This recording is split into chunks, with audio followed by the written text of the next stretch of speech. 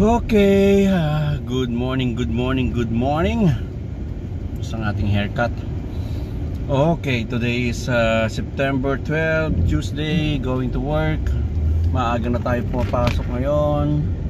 And may nangyari kasi nung Sunday ng madaling araw. So may nangyari kasi sa car ng Sunday kasi maraming nagpa-park sa aming harap ng bahay, o may party or ano sa mga kapitbahay. Nung gabi na yon, ng Saturday, nagpark si Ace, si Alas doon sa may front ng kapitbahay, which is okay lang yun kasi ginagawa din nila yon sa amin. Kumbaga yun naman ay pwedeng mag-park. So anyway, nagpark siya doon ng Saturday ng gabi, kasi wala nga siyang maparkan. So ngayon Sunday afternoon yata, hindi pa napansin ni kasi nag-church pa kami lahat hindi niya ginamit yung car niya ng Sunday ng 11. Ang ginamit nila isang yung car ni Roy, ni Junior. So hindi niya napansin yung tama ng car niya. So bandang hapon na, pagkatapos ng church, bandang hapon nakauwi na sila. Tama ng kanya, mag-review yata, alis Ace para mag-review sa isang coffee shop. Dala-dala niya yung gamit niya para mag-aral. Nakita nga niya yung malaking tama sa sasakyan. So sinabi sa akin. So trinace ko yung camera. So ito ngayon, ito yung pangyayari ng kung paano hinahanap ko kung saan ng So ito yung pangyayari. Yan ting, mapapansin nyo yan, may ilaw dyan may paatras galing sa driveway, tapos nakalagpas na yung sasakyan. So kung titingnan nyo doon sa may puno, may umiilaw siya doon. Ayun yung arrow. Yan, boom. Yan. Bam. Yan. Okay. So, yung pangyayari yan, so makikita nyo, may dumaan na sasakyan at dito sa isang may isang yung light na nagpa-pack up. So, siguro na-miscalculate niya at natamaan yung car ni Ace. Ang langas, di ba? Kumalabog. So ngayon, ang iniisip ko, wala naman ako that time na, actually hindi ko pa yata nakita yung na yan, yung bangga na yan. Pinuntahan ko muna yung mga kapitbahay na may access ng camera, kung ano yung pwede nilang maibigay sa akin na detail. So kinausap ko yung nasa harap, yung nasa may RV na si Andrew, yung puti. Hindi niya nakuha kasi yung camera niya naka-focus dun sa ibang direction so hindi niya mahahagip. So ngayon, kinausap ko rin yung isang kapitbahay natin. Bago pumasok, pinuntahan ko, kinausap ko baka sakaling okay na yung camera nila, at baka sakaling nabigyan ako ng konting information kung merong nahagip na mga pangyayari yung that particular na yung sa car ng anak ko. So sabi niya meron siyang narinig at yung malakas na bunggo, pero siya ay nasa loob daw ng car niya at palabas pa lang siya kasi nga pupunta daw siya sa church at tutulong doon. That was umaga din daw niya narinig yon, around 5:40 something, 5:30 to 5:45. So sabi ko, ganun ba? So anyway, ganito na lang, usap-usap kami. Isa din yung neighbor namin sa isa, yung katabi ng bahay, lumabas din. At sabi ko, kung mas maganda tayo mga neighbors, magkakatulungan tayo kasi mga panahon ngayon medyo maraming mga pangyayari na pinapasok ang bahay ng daming mga crime na nangyayari na itong mga panahon na to. Kaya kailangan tayong mga magkakapitbahay ang magkakatulungan. Wala silang camera, so dapat sabi ko kung pwede magpalagay na rin kayo kasi malaking bagay at malaking tulong sa ating lahat sa safety ng ating mga pamilya. So ngayon, so tapos na yan ano. So habang ako nagpapahinga, ni-review ko yung aking ring up. Ito, so nakita ko yun na nadali ko 544 tapos mga ganon. May dumaan na sakyan, tapos biglang may nag-back up, nakita ko may ilaw, tapos pak, boom, narinig malakas yung pagkabangga ni A. So may analyzation ako that time na baka itong papuntang palabas eh wala siyang, kasi 545 siguro paalis na rin to, kaya pa naghanap lang kasi hindi ko nakitang pumasok eh. Hindi ko na matrace eh, kasi minsan yung camera namin nagluloko sa harap eh. So ngayon, pag ito dapat pagka mag-stop siya, hindi ganun yung kanyang back up. So ang nasa isip ko, may nag-back up from sa neighbor namin na ayun nga no. So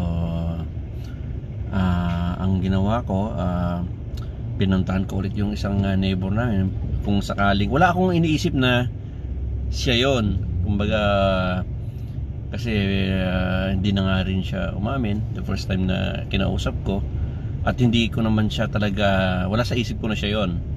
So ngayon pinuntahan ko, pinakita ko yung kuha ko sa ring up na eto nga, merong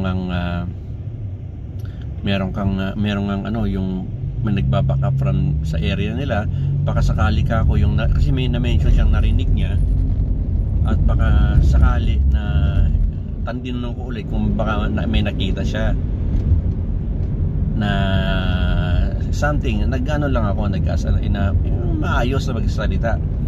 So ngayon, ang word sa akin na kasi Mexicano, hindi siya masyadong marunong mag-English eh. Sabi niya, bakit ako ba? You think it's me? You think it's me? Ganun ang sabi ko, no. Kasi maano yung aking malinis ang aking intention na talagang hindi ko siya iniisip na siya yun. So anyway, sabi ko lang, kung baka sakali at nagmabakasakali ako na baka bigyan ako ng konting information pa, sabi niya, hindi na. Kasi no, kausapin mo ang asawa ko, sabi niya, laking mama. Laking mama yun eh. Medyo, kikita ko na rin, medyo iba na rin yung kanyang dating. Kumbaga may pagka-irritable at medyo na ano din siya sa akin. At ako kasi kakausapin ko yung neighbor ko kung di ba, mas maganda yung ganon. So kasi gagampanan ko rin ang tungkulin ko bilang ama sa amin sa kumbaga kailangan mo rin gampanan yung bilang tatay sa anak mo, sa pamilya mo, mga ganong pagkakataon. So kinausap ko, so hindi na siya bumalik. So alam ko irritable, galit. Hindi na siguro galit, parang irritable, at medyo alam ko na may something. So okay, sabi ko, hindi kasi akala ko tatawagin niya yung kanyang asawa, hindi na nga bumalik. So ngayon, umuwi na ako, pinag-aralan ko ulit kami ni Ace. Si Ace meron na siya talaga na sila. Sila yan kasi ganito ganyan. Sabi ko, huwag kang pinpoint ng tao na hindi tayo nakakasiguro. Sabi ko, so iano natin yan sa uncle mo na police, na titingnan natin kung anong pwede nating magawa. Kasi kung ipapaano mo naman yan, magkakapitbahay tayo, parang parang pangit din, So antayin muna natin ng ilang araw nga. Ito nga, Tuesday. So Tuesday, nag-ring siya bago ako mag-shower. Nagluluto ako ng saluyot. Baon ko. So mag-shower na sana ako. nandiyan siya, dumating siya. So yan siya, ting.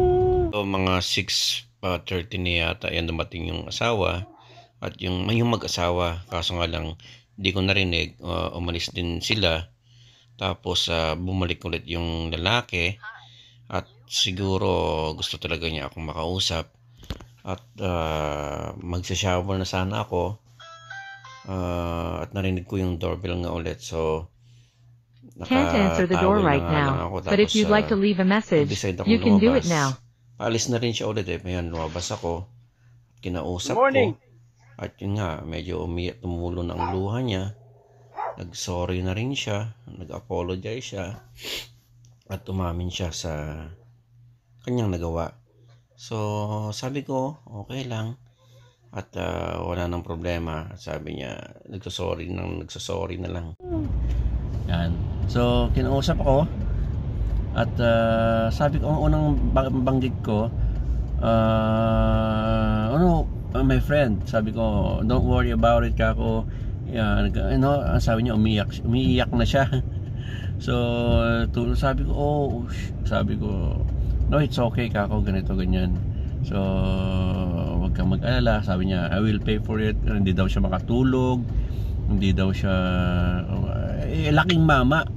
Ang laking mama na kikita mo. Niyakap ko siya na showing na it's gonna be okay. Kumbaga, minsan kailangan, aksidente kasi nangyayari. At wala nang blaming, hindi na tayo nagbe-blame. Sabi ko, okay lang, tanggalin mo na yung bigat sa dibdib mo. Okay, biniro ko pa nga sabi ko, meron ka ba bang lemon dyan? Para mapagaan lang yung kanyang dibdib. So sabi, umiiyak pa rin siya. So sabi ko, okay lang yan, natin yan. So ibig sabihin, siguro na siya, hindi daw siya makatulog, masakit yung kanyang dibdib kasi nga doon sa pangyayaring yon.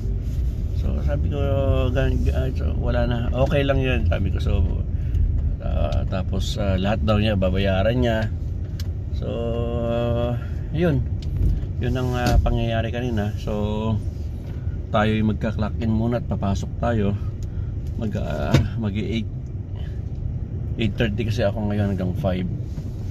Okay, so mamaya tuloy natin. Mag-shot muna. Pumili ako ng cage ng doon sa blacksmith, malaki. Pagkalagay ko, lumipad yung isa. Oh my God! Anak ng kaba. Ingat, ganyan din ako nun eh. Lumipad. Sabi ko napakabala. Tama. Ito mo naman naman. Hmm. Hindi napapabasa. Kasi minsan gusto rin nila yung ulan eh. Naliligo sila eh. Lagyan mo ng tubig sa loob. Naliligo sila. Pansit. Break time.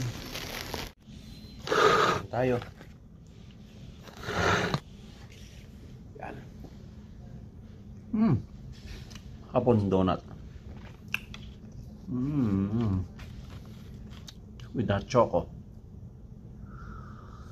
Area, thank you. 3:21 break time. Grabe, pagod. 15 minutes break. Patawagan muna natin yung nag-i-inquire ng lechon.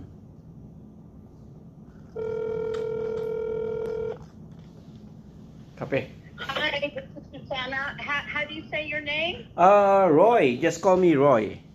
Oh, Roy. Ilocos Okay. Pinoy. Lechon. So I'm just I'm going right now to pick up my.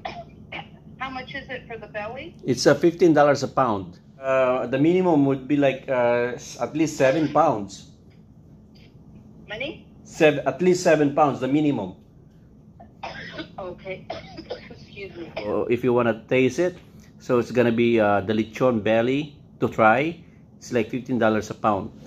5 p.m. then work at 8:30 in the morning. I usually get up like 6 in the morning.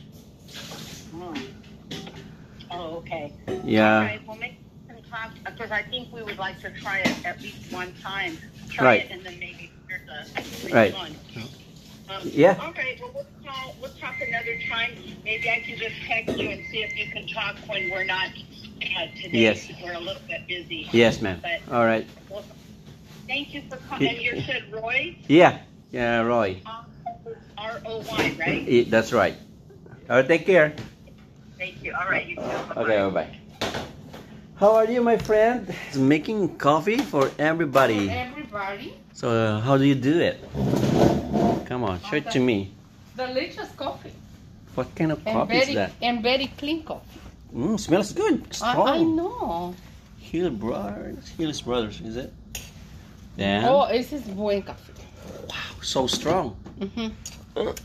No, It's no. like Vas a it's ir like en droga. el video. No es droga. Este es de too strong. Roy. Este es delicious coffee. Look. Millones de personas en el mundo drink coffee. Okay, It's not okay. wrong. My coffee is 3:1. I'm cheap. This one is expensive. The coffee is delicious. But I know, but it's strong. So you're putting ¿Qué estás tomando tú? no, this one is sweet. Coffee. It's coffee. 3-in-1, we call it. This is the morning. Cheap. This is the morning It's like coffee. 99 cents. This, and you need fresh coffee. This is I know. Coffee. Then, this milk. what about this one? No. Okay. This for this. This and this. Oh. Si necesitas tres, 1, 2 y 3. 1, 2 Ah. y 3. Okay. The Pero I second make only brew. one. This Okay. one primero. Okay. Yes. Primero. Yes. So later, this one. Ajá. Only 3. Ajá. Si yo, I'm making 3. So this is that's the best. fine. This Ajá. is the best. Pones este ya. Shoo, Después like that. después aquel. Shoo, shoo, shoo. I need only one. Okay, so this one is the best. Primero. Ajá, ya. Okay, nice. Porque somos poquitos. Poquitos, I know. Poquito, amiga. Okay, baby. Bye-bye. Say bye-bye. Gumagawa siya ng ano. Ako 3-in-1 lang ako eh. So anyway, ito nga yung ano na. So nag-sorry na nga yung ano. Yung sa yung pumunta doon, kaibigan natin. So tatago ko na lang yung kanyang mukha, tinago ko na lang para para ano lang. Mas maganda kasi pa rin yung ano, yung honest ka. Yung honest ka kung may naging kasalanan ka or ano. Hindi daw siya makatulog eh. So at least niyakap ko siya kanina. Sabi ko, it's okay. Wag mo na intindihin yun, tanggalin mo yung ano mo sa puso mo kasi ano siya eh. Umiiyak siya sa laki niya na mama. So at least na ngayon nabunutan siya ng ng tinik sa dibdib kasi nga umamin siya na siya ang may kasalanan. At mas maganda pa rin kasi especially kapitbahay mo, kailangan walang ganon na yung maiwasan yung animosity, ba? Ganon din sa trabaho, may ganyan din sa trabaho na pagka nagkaroon kayo ng hindi magandang, kasama mo yan sa matagal na panahon. So parang second family mo na rin itong trabaho, tapos yung mga kasama mo sa work. Parang ganon din sa kapitbahay.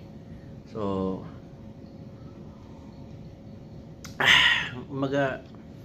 lesson learned lang sa atin na minsan kailangan may yung admittance ba ng pagkakamali.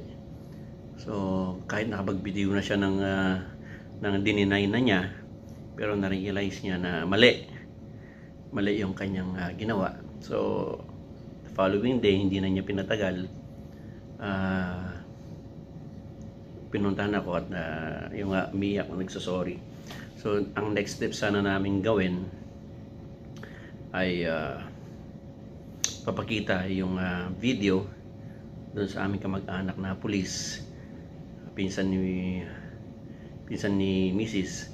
kung anong pwede namin gawin, kung ano yung mga pwedeng gawin sa mga ganong cases. So hindi na kami nakarating sa ganong punto kasi nga pumunta na siya doon at sabi kung ano man yung magiging expenses sa damage ng damage ang car ni Ace, siya nang bahala.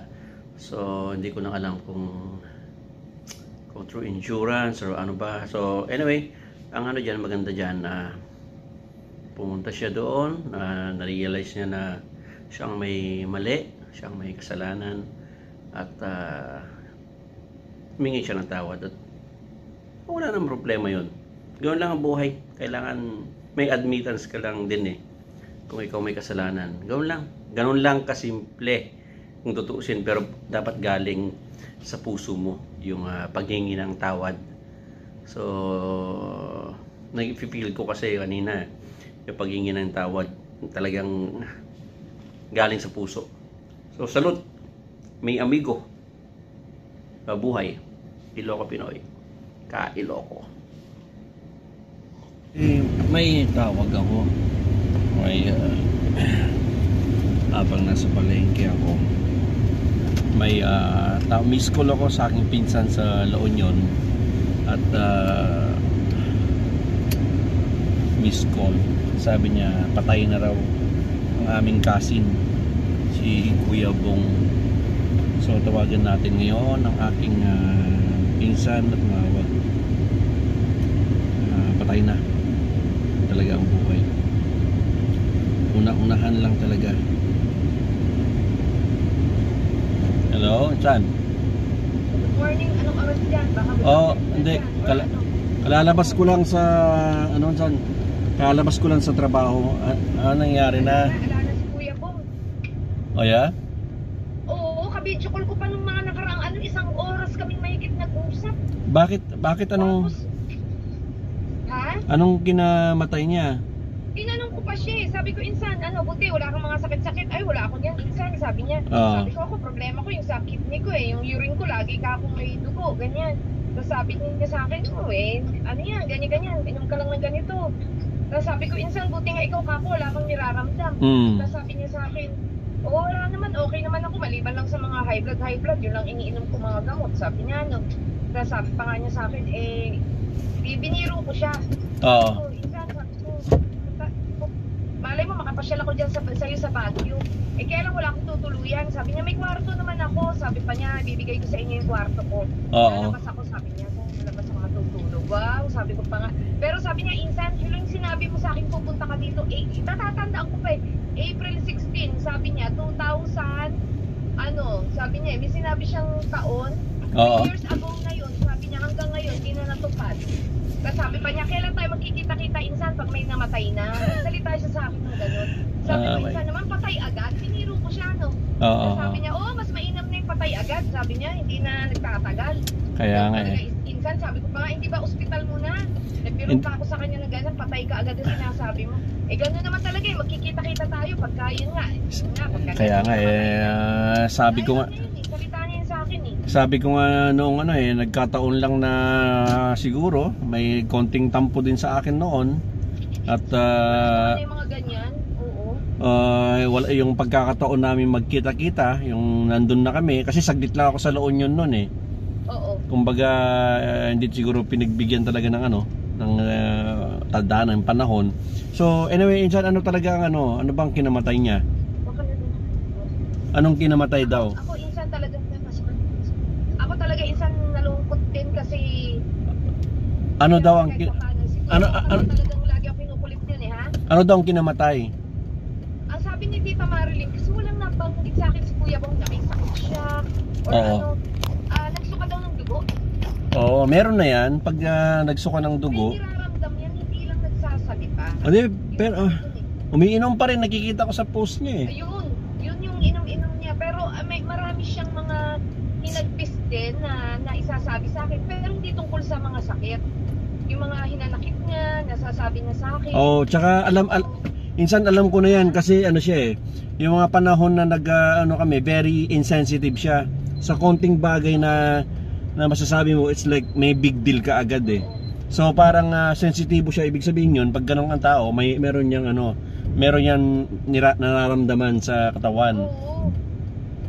So kasi syempre, pero pinapunta ko yan nung pinapunta ko yan nung Christmas kasi binigyan ko siya ng binigyan ko siya ng pasalubong din nung nagpadala ko ng package. Binigyan ko yan ng pants and jacket. Tapos isang Mahilig sa jacket. Oo. Ano nga daw niya sa'yo jacket? Yeah, meron akong binigay sa kanya. Ibigay yan sa'yo. Meron ako pinakuha ko sa bahay nung Christmas. Tapos kumuha din siya ng dalawang Noche Buena package kasi meron akong ano noon na parang Noche Buena. Sa ano kumuha siya ng dalawa. At least yun ang huling pagpunta niya siguro. Christmas yun eh. Tapos hanggang sa actually okay naman kami eh. Yung mga panahon na December eh. So nagka-miss ano lang siguro, nagkaroon ng problema nung kay dito na alam mo naman si Mama that time tumatawag doon, nagsasabi ng hinanakit. Siguro na ikwento niya kay Kuya Bobong at syempre nanay niya yun eh, nagtampo or ano. Kaya ayun ang masaklap eh pag may maganyan tampuhan at hindi na ayos. Ngayon, wala na si Kuya Bong, alam niya yung mga Oo. dahilan mo din. Ano na rin yun? So anyway, ilang taon na ba si Kuya Bobong? Hindi ko alam kung 57 o 56. Si Kuya Ronnie ano yun eh, mas bata ng ilang taon, 3 years ba? Si Kuya Ron. Oo. Sumuka ng dugo, hindi na siya umabot ng hospital. Hindi na siya umabot ng hospital minsan. Kasi syempre, iba lang naman tayo magpipinsan eh. Hindi na siya umabot sa hospital. Na hospital pa daw. Sabi hindi pa ako ganun ka wala pa akong talagang nakausap na pero na hospital pa daw. Pero nasa Baguio siya. Sa Baguio. Ganun talaga ang may una-unahan lang talaga. Saan? Saan? Yeah. Saan? Nawawala. Nawala. I know, signal yan pag nag-drive kasi ako. Oo. So sa Baguio siya na siya namatay. Ano na? Sa Baguio na siya. Ngayon lang? Oo, sa Baguio. Sa Baguio siya ngayon. Pero iuwi daw yata ibuburon kila tita. Oo, okay. Loinsan. Anyway, medyo mahina ang signal. Ako yung nagda-drive. Pauwi muna ako at text muna lang. So, yun mga kaibigan, mga kapatid, yan talaga ang buhay ng tao. So, ayan nga, mother ko is 83, tama ba? 82. Yun, medyo buhay pa, hindi medyo, talagang buhay pa. So, pasalamat pa rin ako, buhay pa rin ang mga parents ko. At yung may mga sakit-sakit, pero suportahan na lang. Kaya din tayo ngayon mahataw din sa trabaho. Anyway, ganyan talaga ang buhay. May nauna, may nahuhuli, at ang buhay talaga hindi natin alam kung hanggang kailan. So yun lang. At hindi natin alam kung kailan tayo kukunin ng ating mahal na Panginoon. So yun po, hindi natin alam talaga kung hanggang kailan tayo dito sa balat ng lupa. So kung may pagkakataon tayo na especially yung ating mga magulang na magkaroon tayo ng magandang bonding at ipakadama natin ng pagmamahal natin habang sila ay buhay pa. So yun po, tayo po ay uuwi na, magpapahinga.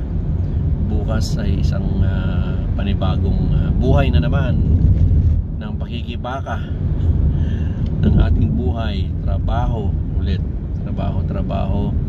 At yun lang, babush. Salamat, Ilocos Pinoy.